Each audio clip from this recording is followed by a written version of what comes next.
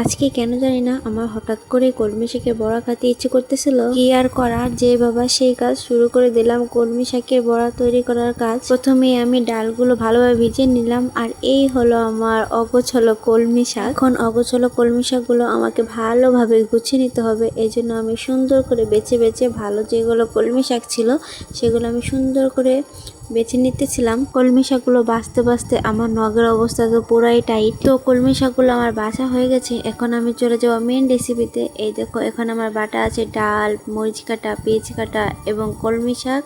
আর যেহেতু আমার বাসায় বেসন ছিল না, এজন্য আমি চালের গুঁড়ো দিয়েই রেসিপিটা স্টার্ট করলাম। এখন আমি সব রকম মশলা দিয়ে চালগুলোর ভিতরে ভালোভাবে মিশিয়ে নিব। হয়তো আমার চাইতে তোমরা আরো ভালোভাবে বড়াগুলো বানাতে পারো, বাট আমি যেভাবে পারি সেভাবেই শুরু করলাম। আমার যে জিনিসটা খেতে মনে চায় সেটা শত কষ্ট হলো আমি সেটা বানিয়ে ছাড়ি। হয়তো আমি সেটা পারি আর না পারি, যেভাবেই পারি আমি করেই ফেলি। করে হলো আমি কাজটা সম্পূর্ণ করি। এখন আমার বড়া খেতে ইচ্ছে করতেছিল, তো বেসন তো ছিল না, যেটা ছিল আমি সেটা দিয়ে যুদ্ধ করে বানিয়ে ফেলতেছিলাম। হয়তো তোমাদের কাছে আমার বানানোটা ভালো নাও লাগতে পারে, বাট কি করে, আমার যাই হোক, তোমাদের ভালো না লাগলে আমার কি, খাবো তো আমি। হচ্ছে এখন দুই পদের বড়া বানাবো। একটা হচ্ছে কলমি শাকের বড়া আর একটা হচ্ছে ডালের বড়া। এই জন্য আমি প্রথমে কলমি শাকেরটা মিক্স করলাম। এখন হচ্ছে আমি ডালের বড়ার জন্য আলাদা করে প্রায় মিক্স করা তো আমার হয়ে গেছে। এখন শুধু আমি মেন কাজে চলে যাব। তার আগে একটু দেখিয়ে নিই, এটা হচ্ছে আমার ডালের বড়া আর একটা হচ্ছে আমার আরেকটা হচ্ছে কলমি শাকের জন্য তৈরি করা। যেহেতু ক্যামেরাম্যান আমি নিজেই, এজন্য আমার ক্যামেরাটা অনেক কাঁপতেছিল। আমার ভিডিও বানাতে অনেক কষ্ট হচ্ছিল, বাট কি করার, ভিডিও তোমার বানাতেই হবে। আর তোমাদের সাথে কি রেসিপি শেয়ার না করলে হয়।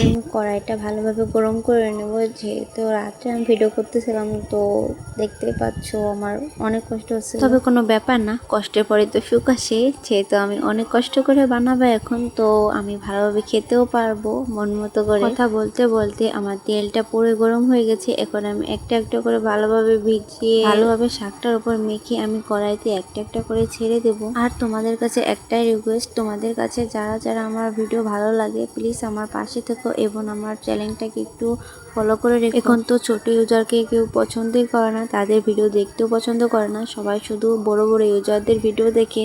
কেন ভাইয়া, আমরা কি পচে গেছি? আমাদের তো কষ্ট হয় ভিডিও বানাতে, আমরাও তো অনেক কষ্ট করে ভিডিও তৈরি করি। তাহলে তোমরা শুধু বড় ইউজারকেই কেন সাপোর্ট করো? একবার তো আমাদেরকেও একটু সাপোর্ট করে দেখতে পারো। যাই হোক, এদিকে আমার বড়াগুলো এক সাইডে হয়ে গেছে, এজন্য আমি উল্টো করে নিতেছিলাম। বড়াগুলোকে ভালোভাবে আমি লাল লাল করে ভেজে নিব। এখন দেখো বড়ার কালারটা অনেক সুন্দর চলে এসেছে। বড়াগুলো দেখেই তো আমার খেতে মন চাচ্ছিল, বাট কি করার, গরমটা তো আর খাওয়া যাবে না। আমি একটা একটা করে উঠে নিয়েছিলাম আর অপেক্ষা করছিলাম ঠান্ডা হওয়ার জন্য, কারণ একটু ঠান্ডা হলে আমি একটু খেতে পারবো। এইভাবে করে আমি এক একটা করে উঠে নিয়েছিলাম। আর এদিকে আমার বড়া তো আমার ভাই খেয়ে পুরোই শেষ করে দিচ্ছিল। একদিক দিয়ে আমি উঠেছিলাম, আরেক দিক দিয়েও খেয়ে পুরোই সাবার করে ফেলো আমার কলমি শাকের বড়া। দেখো দেখতে কত ভালো লাগতেছিল, তাই না? দেখেই খেতে মনে চাচ্ছিল, বাট কি করার, গরম তো খেতে পারবো না। এখন আমি ডালের বড়া বানানো শুরু করে দিলাম। যেহেতু আমার কলমি শাকের বড়া বানানো পুরোই কমপ্লিট, এই জন্য আমি এখন ডালের বড়া বানাতে শুরু করলাম। তবে কি জানো, ডালের বড়ার চাইতে আমার কিন্তু কলমি শাকের বড়া কালারটা অনেক জোস হয়েছে। একবার তোমরা চাইলে এভাবে বানিয়ে খেতে পারো, একবার ট্রাই করে দেখো। রেসিপিটা অনেক ভালো, বিশ্বাস করো। জানি না তোমাদের কাছে কেমন লাগবে, বাট আমার কাছে সব থেকে কলমি শাকের বড়াটা অনেক ভালো লেগেছে। যাই হোক, আমার ডালের বড়াটাও প্রায় কমপ্লিট হয়ে গেছে। এখন আমার ভাইকে দিয়ে আমি ট্রাই করাবো, দেখি ওর কাছে কেমন লাগে। আর এই হচ্ছে ফাইনাল লুক, জাস্ট ওয়াও! দেখো কালারটা কত সুন্দর হয়েছে। তোমরাও চাইলে ট্রাই করতে পারো। ভিডিওটি ভালো লাগলে প্লিজ লাইক